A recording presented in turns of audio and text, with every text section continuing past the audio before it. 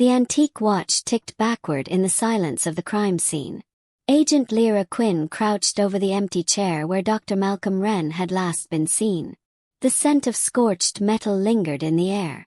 Around her, the lab was a chaos of overturned instruments and shattered glass, yet no signs of struggle, only absence, as if the man had simply been plucked from time. She turned the watch over in her hand. Polished brass, Roman numerals reversed. The second hand jumped in erratic beats, faster now. She narrowed her eyes. "He left it running," she muttered. Behind her, Jonah Reyes paced, his boots crunching over debris. No forced entry. Surveillance camera blinked out for precisely 6 seconds at 3:08 a.m. Wren's last recorded location. Right there. He pointed to a blackened ring scorched into the tile floor. Lyra rose. "So either we're chasing a teleporting killer or time hiccuped," Jonah finished. A spark of grim excitement flickered in his eyes. He shot him a look. "Not everything's a paradox. But this might be," he said, kneeling to examine the ring. "Electromagnetic residue. The tiles here are 10 degrees colder than the rest of the room." She considered that. "Could be staged. Or something punched a hole in the hour," he said. She hated that he might be right. The division's offices were buried 6 stories beneath the city's core, sealed behind biometric vaults and redundant time locks. The chronocrime unit wasn't exactly public-facing. Its agents worked in shadows cast by anomalies too strange for mainstream law enforcement. Recursive murders, hour-long amnesias, clocks running wrong in places they shouldn't. Lyra sat at her desk while Jonah displayed the security footage again. Wren stood alone, murmuring to himself, adjusting dials on an unmarked device. He reached forward and then vanished, flickering like a skipped frame. "Playback speed?" Lyra asked. "Standard. But frame rate's off. It's missing 12 frames before he disappears." "Cameras don't do that." Jonah nodded. "Not unless something interfered with spacetime." Lyra leaned back, arms crossed. He was close. He must have discovered something. But why disappear now? "Or maybe he didn't mean to," Jonah said, lowering his voice. "What if he got pulled in?" "To what?" He hesitated. "Something not supposed to be open." A silence settled between them. She could hear the soft ticking from the reversed watch, now resting on her desk. It seemed louder here, unnatural in its insistence. "Whatever it is," she said, "we need to find it. Or him." By late evening, rain slicked the stone streets outside Wren's townhouse. Gas lamps flickered, sending warped shadows up the soot-streaked walls. The air had that thick, metallic taste Lyra had come to associate with chronal anomalies. They entered through a side door Jonah hacked open with a magnetic lockpick. Inside, the air was stale. A coating of dust covered the foyer, undisturbed. Books on theoretical physics and metaphysical paradoxes lined the walls. Timepieces, dozens of them, sat on every shelf, ticking in uneven rhythm. "Creepy," Jonah whispered. "Brilliant minds often are," Lyra replied. They moved upstairs room by room. In Wren's study, the floor creaked under Lyra's boots. She paused near a cluttered desk, eye drawn to a half-burnt note. "Anchor is unstable. If the core fluctuates again, the breach may become self-sustaining. Cannot allow it to spiral. Must contain." There was no signature, but the handwriting matched Wren's journal. A scraping sound came from the adjacent room. Both agents froze. Lyra drew her sidearm. Jonah activated the compact field disruptor on his belt. The sound came again, soft, deliberate. Lyra nodded, and Jonah kicked the door open. The room was empty, except for a glowing ripple in the far wall. The distortion pulsed gently, like heat above a fire. The edges of the world bent around it, and Lyra felt her stomach lurch just looking at it. "Found it," Jonah whispered. He stepped closer, holding a scanner to the anomaly. The readout flickered, then went dark. "It's drawing power from the building," he said.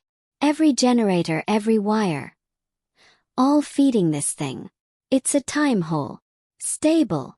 Barely. But active. Look. He dropped a screwdriver into it.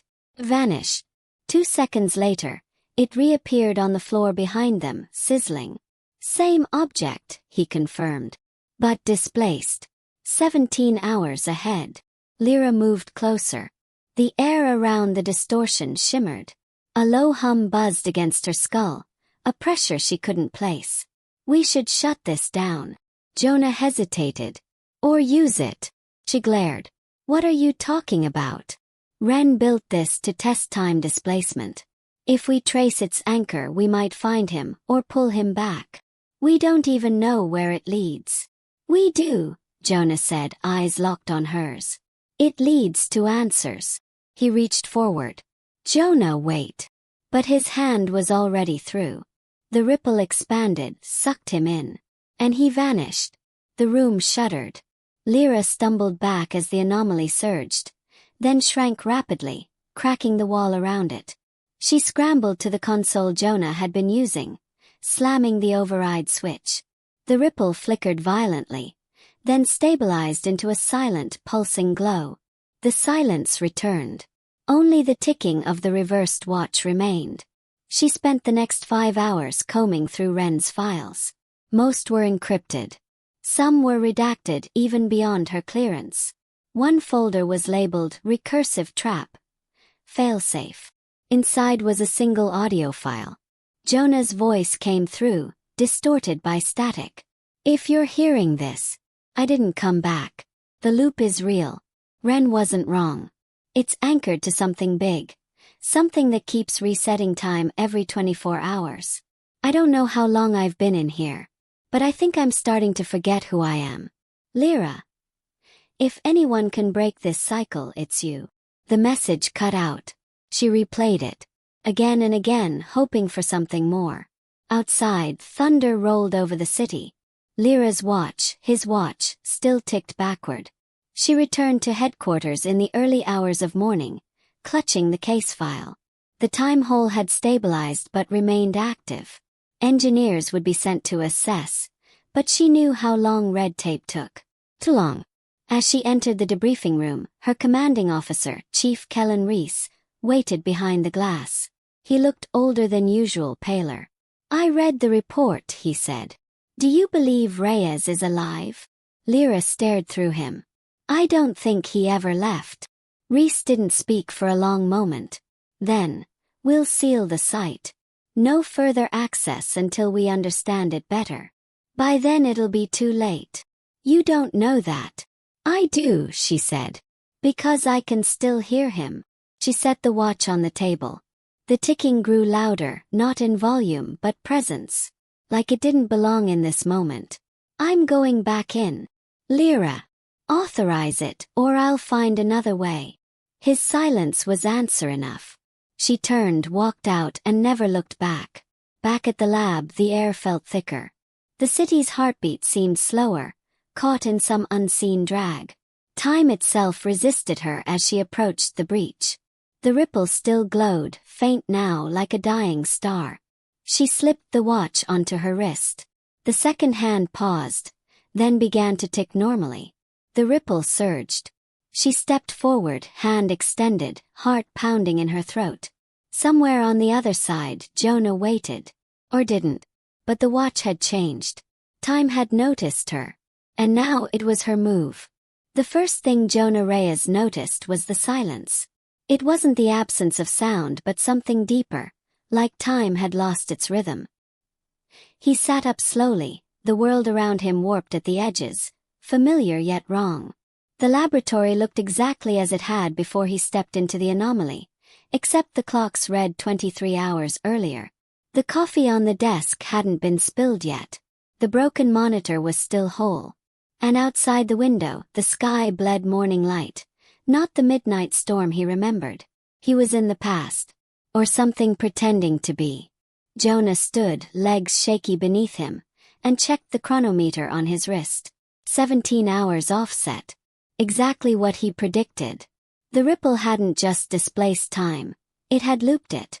He needed to find Lyra. If she hadn't stepped through yet, Maybe he could warn her. Maybe he could stop this before it cemented into something irreversible. The streets outside were still waking.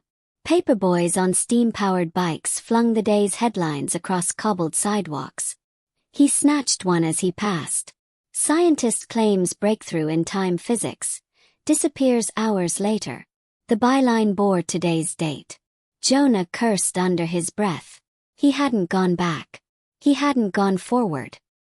He was inside a recursive loop, and the world was repeating itself without knowing. By the time he reached the chronocrime unit's underground hub, it had already begun. Lyra was at her desk, frowning at Wren's case file. He froze in the hallway, watching her through the glass. She looked tired but focused, unaware that time was starting again around her. He couldn't go to her. Not yet. Not when every version of himself that had tried before had failed. Inside the loop, small differences began to gnaw at him. The woman at the coffee cart smiled when she hadn't yesterday. A man coughed once more than he should have. In Wren's townhouse, a book sat askew where it had been straight before. Each variation piled like splinters under Jonah's skin, a quiet signal that the loop was fraying. At the edge of a rooftop near Wren's lab, he watched the building where he'd vanished hours or eternities ago. He recorded a message into a beacon chip, set it to transmit on Lyra's secure channel, and dropped it inside the pipe system that ran along the lab's foundation. If she was out there, if any version of her could hear, she had to know. He was still in here. And the loop was tightening. Lyra Quinn had stopped sleeping. Since Jonah vanished, her days blurred into coded decryption and sleepless surveillance. The timehole in Wren's lab hadn't grown, but its pulse had deepened. Every so often, it would emit a low-frequency hum that triggered headaches and fleeting hallucinations. Or were they memories? She sat in the lab, alone, the hum vibrating against her teeth. Something in the ripple shifted. No visual change, but she felt it. The light above her flickered twice. Then again. A pause. Not random. A rhythm. Long pause. Morse code. Her hands moved automatically, translating without thinking. Still here. Loop reel. Help. She stared at the light, now still again. Static crackled over the speaker system, and a faint voice threaded through. Jonah's. If you're hearing this, I didn't come back. The loop is real. It's anchored to something in this lab. Maybe Wren. Maybe something deeper. Find the anchor. Break the pattern. Or it resets. The message cut off. She gripped the edge of the console, breath shallow. She hadn't imagined it. He was alive. Somewhere trapped between moments. Jonah followed the pulse back to the core of the anomaly. Deep beneath Wren's lab. A second chamber, shielded behind false walls and encrypted locks, waited for him. He bypassed the security with his chrono scrambler and stepped into a room humming with dormant energy. At its center stood a cradle-like structure, charred at the edges, surrounded by tools and wires. Inside it sat a small music box. It played a single, haunting lullaby on loop. He reached out. As his fingers brushed the box, a voice echoed from the speakers overhead. You found it. Dr. Malcolm Wren's face flickered into view on a projection screen, older and more broken than any photo Jonah had seen. You're not my first visitor. I built this loop to preserve a day. Single day. The day I lost her. Jonah froze. Your daughter. Wren nodded. I couldn't let go, so I anchored the loop to the moment she died. Every time it ends I try again. Fix the moment. Save her. But you never do. No, Wren said softly. Because time fights back. Jonah stepped away from the cradle. You're breaking everything for a memory. Love breaks more than time, Wren replied. You'll see. The screen went black. Lyra stood at the brink of the timehole. Every nerve in her body said not to move forward. And yet, the anomaly pulsed with familiarity. She could feel Jonah's presence in its hum, in the flicker of the lights, in the tug beneath her skin. She recorded her own message, embedded it in a drone beacon and sent it through. If you're still alive, I'm coming. And if you're not, I'm going to bring you back. Then she stepped into the ripple. Jonah heard her voice hours later, minutes. Time lost meaning here. The message played through the security terminal like a prayer. He stared at the ripple where the beacon had emerged, its casing warm, humming with residual energy. Lyra was coming, but the loop would reset in less than an hour. He looked at the clock embedded in the wall, its hands twitching erratically. Every iteration shaved off more stability. Soon it wouldn't be a loop. It would be a cage. He didn't know how many versions of himself had come and failed. He only knew he didn't want Lyra to become another Echo. They found each other in the lab. She stumbled through the anomaly, landing hard. Jonah caught her before she hit the floor. Time travel's rough, she muttered, blinking away vertigo. He smiled, but it didn't reach his eyes. You came. Always, she said. They embraced, brief, urgent, real. There's not much time, he said. You're the one who got stuck in it. He pulled her to her feet and led her through the corridors he'd mapped by heart. Along the way, he told her everything. The loop, Wren's daughter, the lullaby anchoring the cycle. She listened, absorbing every detail. When they reached the cradle, she stood over it, staring at the music box. It's beautiful, she whispered. It's a tombstone, Jonah said. Then let's lay it to rest. They argued, of course. Jonah wanted to destroy it. Lyra wasn't sure that was enough. Time had rewound too many times. It might need a counterweight. Someone has to stay, she said. No. We need a constant. A stabilizer. You can't sacrifice yourself. I'm not. We do it together. But if one of us starts to slip, the other pulls them back. Jonah looked at her, exhausted and resolute. He nodded. Together, they lifted the music box from its cradle. It vibrated violently, as though it knew its purpose was unraveling. Lyra opened it one last time. The melody played, slowed, fractured. Jonah dropped the core destabilizer into its center. The sound stopped. Time cracked. Not with a roar but a deep, resounding stillness. The lab faded. The lights dimmed. They stood alone in a gray void, echoes of moments frozen around them. Wren's voice mid-sentence, a teacup suspended mid-fall, their own faces mirrored 100-fold in shards of past iterations. Then, like glass lifting from wet ink, reality reasserted itself. The archive beneath the chronocrime unit hadn't been accessed in 13 years. Not because it was forgotten, but because it wasn't supposed to exist. Jonah Reyes stood in front of the rust-locked door, the magnetic key trembling between his fingers. Since the collapse of the Timehole and the disintegration of Wren's loop, he'd been plagued by fragments of time that didn't belong. Half-memories, alternate choices, flashes of lives never lived. Lyra called them residual bleed. He wasn't so sure. They felt too deliberate. He swiped the key. The lock clicked open with a reluctant groan. Inside, the archive was a catacomb of sealed crates, black boxes, and shelves of forbidden files. Time anomalies deemed too volatile for research were stored here. Relics of errors the world couldn't afford to repeat. At the far end, a box waited. Uthete. No markings. But Jonah recognized it. He had seen it once, before the loop, before everything twisted. In a dream. Or maybe it was a memory from a version of himself that had died inside the cycle. He opened it. Inside lay a single device.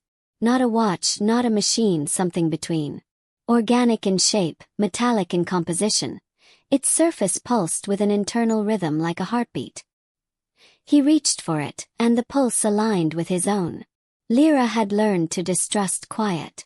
Since the anomaly sealed, the world had moved on as if nothing had changed. But she knew better. Time had scars. You could bury them deep beneath procedural reports and administrative silence, but they always found a way to surface. She sat at her desk, reading through a report that wasn't supposed to exist. Unrecorded temporal signature detected. Subject: Lyra Quinn. Timestamp inconsistent. There was no timestamp, only a location. The 25th hour. She frowned. That hour didn't exist. She checked the metadata. The source was encrypted, but the signature had Jonah's code embedded deep inside. He had found something and hadn't told her. The object pulsed faster as Jonah carried it through the back corridors of the CCU. He tried to scan it, but every reading came back null.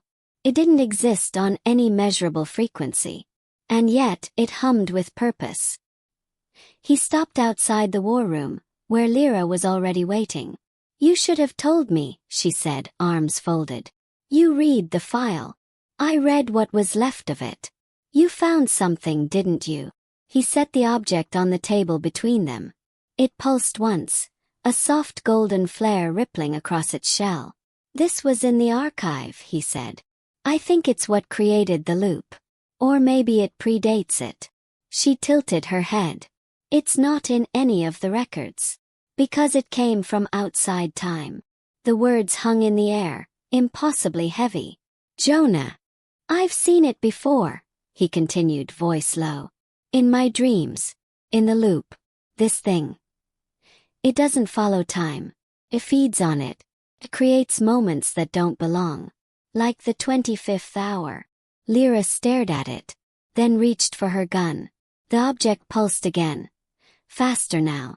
"Don't," Jonah warned. "It responds to attention, emotion, fear. The more we focus on it, the more real it becomes. And if we ignore it, then it finds someone else." They took it to the containment chamber, buried beneath the city. A vault designed to hold temporal weapons, time-fracked grenades, stasis bombs, entropy needles. This one was different. It wasn't built. Had grown. Inside the vault, Jonah activated the dampening field. The object's glow dimmed. Its hum faded. Lyra watched it closely. If it predates the loop, how did Ren use it? He didn't. He found a trace of it in his daughter's timeline. She died during an unrecorded hour. It left a scar in her death certificate. A missing minute. He tried to pull her out. Failed. But in doing so, he exposed the object. And created the loop, Lyra finished. "Maybe," Jonah said. "Or maybe the loop was its way of being found." Lyra stepped back. "We can't contain it, can we?" "No. Then we destroy it." "I've tried." She looked at him. "When?" "In another version of me." The object activated at 2 hours 61 minutes a.m. Every system in the vault blacked out. Lyra and Jonah stood frozen as time stuttered. 1 second repeated. Then reversed. Then collapsed inward. The vault twisted. And they were somewhere else. Not a room. Not a place. Moment. It was the 25th hour. The sky was blood-colored, and clocks floated in the air like tethered balloons. Buildings melted into sand and reassembled as shadows. The laws of causality came apart like brittle thread. Jonah staggered. "It's not a time. It's a mind." Lyra drew her weapon, though it meant nothing here. "Then we kill it." From the red horizon a shape moved. Had no face. No mass. But it radiated identity. A presence formed of infinite iterations of Jonah, of Lyra, of Ren. A fusion of every life that had touched the object. Spoke without speaking. "You opened the door." Lyra raised the weapon. "Close it." The shape laughed. And the hour began to collapse. They ran, though there was nowhere to run to. The object floated beside them, pulsing faster now. Every step rewound itself. Every breath doubled. Jonah turned and hurled the device toward the void. Froze midair. "You can't reject what you are," the shape said. "We're not part of you," Jonah growled. "But I am part of you. Every lost second, every forgotten choice. I am the hour that should never be. And you made me real." The object surged. Lyra grabbed Jonah's hand. "We end it. Here. Now." He nodded. Together. They linked their chronometers, overriding the failsafe, creating a paradox loop tight enough to collapse the anomaly from inside. Time screamed. The sky fractured. And the 25th hour vanished. Lyra woke in the lab. Jonah beside her. No object. No vault. No shape. Only silence. The clocks read 2:59 a.m. The missing minute was gone. The hour never existed. Jonah sat up slowly. Did we? I think we erased it. No trace. She held up her chronometer. A new reading blinked across the screen. Midnight. The hour that never was. She smiled faintly. We win. For now. They rose, side by side, walking out of the lab into a world that no longer remembered the 25th hour. But they did. And they would never forget.